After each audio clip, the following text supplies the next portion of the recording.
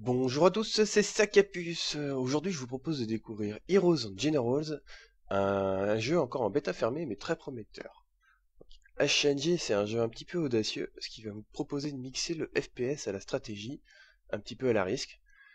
Et en effet, parce qu'une partie va réunir plusieurs centaines, voire plusieurs milliers de joueurs sur une même carte, la carte que l'on voit actuellement au centre de l'écran.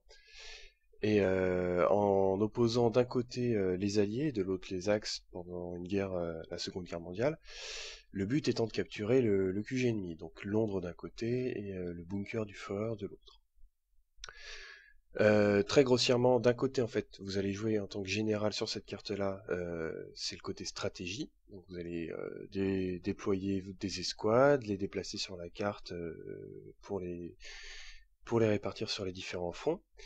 Et de l'autre, vous allez participer aux batailles actuellement en cours en vue FPS. Donc vous allez rentrer dans la ville, entièrement, et combattre les ennemis, capturer des points pour prendre contrôle de la ville.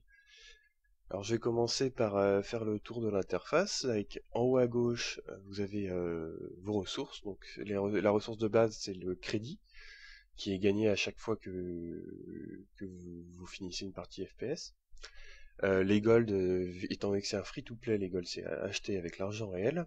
Les bons de guerre que l'on voit à côté, les war bonds en anglais, c'est une ressource un peu particulière. Ça va fonctionner comme les bons de guerre dans la vraie vie, c'est-à-dire que vous achetez le bon au jeu pour une certaine somme, et le jeu va vous rembourser une partie de cette somme-là tous les mois avec intérêt. Ce qui fait que sur le long terme, ça va être rentable, vous allez gagner plus d'argent que ce que vous aurez donné. C'est intéressant pour ceux qui vont rester sur le jeu assez longtemps. Ensuite, tout en bas, on a le chat global, tout simplement, avec la liste d'amis. Pour le moment, la liste d'amis, elle est assez incomplète. On peut rajouter des amis, mais ça sert pas à grand chose. Étant donné que le jeu est encore en bêta, c'est normal. Ils ont déjà prévu des choses pour notamment se voir mieux en partie, par exemple. À droite, on a l'onglet des missions, donc, qui est assez important. Ici, toutes les missions, tous les combats actuellement lancés sur la carte générale vont être accessibles. Alors, il y a deux types de missions différentes. Celles générées par les joueurs sur la carte, qui sont reconnaissables au petit rectangle en dessous de chaque combat, et ceux générés automatiquement par le jeu, où il n'y a pas de rectangle. Donc la différence, c'est que ceux qui sont générés par le jeu, vous allez avoir des ressources basiques, enfin, des ressources prédéfinies, alors que celles lancées par les joueurs, déjà, elles vont avoir un effet sur la carte stratégique, et deuxièmement, vous n'allez pouvoir jouer que certaines unités. Ces unités-là vont être en fonction de ce que les généraux auront lancé. Par exemple, là, je vais prendre la première. Donc ici, on voit le petit carré en dessous nous indique qu'il n'y a qu'une unité, qu'une escouade d'infanterie sur le combat disponible. Ce que ça veut dire, c'est que si je rejoins ce combat-là, je ne vais pouvoir jouer que de l'infanterie basique, c'est-à-dire soit MG, soit des riflemen. En plus de ça, on va voir à gauche un récapitulatif de la mission en cours, donc avec plusieurs informations intéressantes. Déjà une carte de la map, avec les points d'accès. Donc là par exemple on voit que nous on ne peut venir que par le point B. Le rouge représente les ennemis, le bleu les alliés. Donc on ne peut accéder à la carte que par le point B. Si les généraux avaient lancé l'offensive à partir d'autres points en plus de celui-là, on aurait pu rentrer dans la carte par ces autres points. Donc, on verra ça plus en détail dans une autre vidéo quand je présenterai le FPS, mais c'est un point intéressant. Deuxièmement, en dessous, on voit les spawn slots. Donc là, il y a 3 emplacements de MG et 7 emplacements de rifle.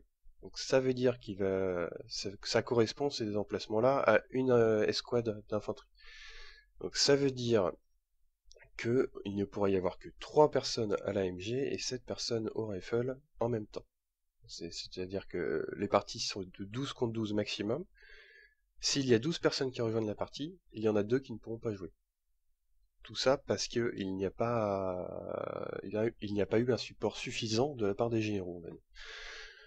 L'autre chiffre intéressant, c'est celui que l'on voit juste à gauche de infanterie, 49. Donc ça veut dire que il reste 49 tickets. Chaque escouade en fait vient avec deux chiffres importants, donc les slots, comme je l'ai dit, pour l'infanterie il y a 3 slots de MG, 7 slots de rifle, et le nombre de tickets de spawn, donc un petit peu comme ABF. L'infanterie par exemple démarre avec 75 tickets, et à chaque fois qu'une personne va mourir en étant infanterie, on va perdre un ticket. Donc c'est-à-dire que là, nous on a 45 tickets contre 118 pour les ennemis, donc on ne sait pas exactement quelles unités ils ont en face, enfin si, on le sait à partir de la carte, mais ils ont 118 morts. C'est-à-dire que si nous, on meurt encore 43 fois, eh bien on a perdu, d'office. Voilà. Sauf si les généraux ont envoyé entre-temps d'autres unités sur la carte. Voilà. Ensuite, on a l'onglet des personnages, ici. Donc, le personnage, en fait, vous allez pouvoir créer plusieurs personnages. Donc à chaque fois, il va falloir acheter un nouvel emplacement et acheter le personnage qui va remplir cet emplacement-là. L'intérêt d'avoir un personnage qui correspond à un rôle, donc par exemple celui-là, il correspond à un rôle d'infanterie. L'intérêt d'avoir un personnage comme ça, c'est pas de pouvoir jouer la classe. Vous allez pouvoir jouer n'importe quelle classe à partir du moment où les généraux ont rendu accessible un certain type de classe, donc un tank ou n'importe quoi. Vous allez pouvoir jouer ça. Mais vous n'allez pas pouvoir engranger de l'expérience ni changer son équipement. Donc l'expérience, elle est représentée par les rubans que l'on voit à gauche. Les rubans, ils sont débloqués automatiquement dès qu'on fait des actions un peu particulières. Donc c'est pas de l'expérience en tant que telle, mais par exemple, si vous tuez 5 ennemis à la suite, vous allez avoir un certain ruban. Si vous courez tant de kilomètres, vous allez avoir un autre ruban. Si vous capturez un point sans être repéré, vous allez avoir un autre ruban. Voilà. Donc les rubans, c'est plutôt décoratif. Par contre, l'intérêt, c'est que quand vous débloquez certains rubans, vous allez avoir accès à des badges. Donc voilà, il y a plusieurs badges différents. À chaque fois, pour débloquer le badge, il va falloir avoir 2 rubans spéciaux. Et ce badge-là va vous donner en fait un bonus dans le jeu. Donc vous l'équipez. J'ai équipé par exemple le badge de Gilly. Celui-là, il me permet d'être plus difficilement détectable. Le deuxième intérêt d'avoir une unité à soi, c'est de pouvoir changer son équipement. Donc à la fois changer l'arme qu'il utilise, mais aussi pouvoir configurer cette arme-là. C'est-à-dire que vous allez pouvoir changer le type de munitions, l'optique de visée, et ainsi de suite. Chacune va changer les caractéristiques de l'arme de différentes façons. Donc c'est à vous de faire votre choix. Ça va vous coûter également des crédits. Donc comme je vous le disais, l'intérêt d'avoir cette unité-là, c'est juste pour pouvoir la customiser. Vous allez quand même pouvoir jouer. Si quelqu'un met à disposition des chasseurs, vous allez pouvoir faire un pilote. Pas de souci, c'est juste que vous n'allez pas garder l'avancée que vous aurez eue. Le deuxième onglet, Assault Team, donc ça correspond à Escouade. C'est ici que c'est plus pour le côté général ici. Vous allez créer vos escouades. Et voilà, donc il va falloir de la même façon que pour les personnages, acheter un slot, donc ça devient assez rapidement cher, et ensuite acheter les escouades qui va dedans. Donc il y a 8 escouades différentes, donc l'infanterie de base, avec MG et des gens au fusil. Il y a la reconnaissance qui correspond en fait au sniper, de l'infanterie anti-tank, donc avec des RPG, l'infanterie parachutée. On a aussi des tanks standards, des tanks chasseurs de tanks, des chasseurs, donc des avions, aviateurs. Et j'en oublie un, je n'arrive pas à voir ce que c'est. Si, l'infanterie motorisée, donc de l'infanterie normale, sauf qu'elle vient avec un half-track. Chacune de ces unités a ses avantages, ses défauts. Notamment, elle n'a pas le même nombre de slots disponibles, ni le même nombre de tickets. Par exemple, la reconnaissance, elle n'a que 2 slots disponibles et 14 tickets. Donc c'est très vite épuisé. Le dernier onglet campagne, c'est l'onglet de base, celui sur lequel on était tout à l'heure.